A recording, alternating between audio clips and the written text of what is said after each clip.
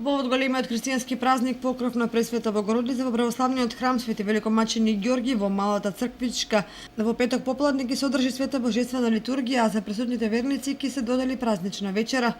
Што знаеме, крстилницата при храмот посветен на Светиот Великомачени Ѓорги во Кочани посветен токму на овој ден. Па така по традиција како секоја година така и ова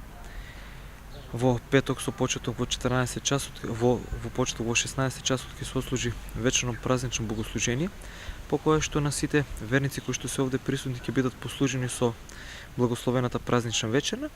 додека утредента во сабота со почеток во 7 часот ќе имаме утрено празнично богослужение кој ќе продолжи со света златоустова литургија исто во крстилницата, односно во помалата црквичка во храмот Свети Великомачени Ѓорги во Кочани.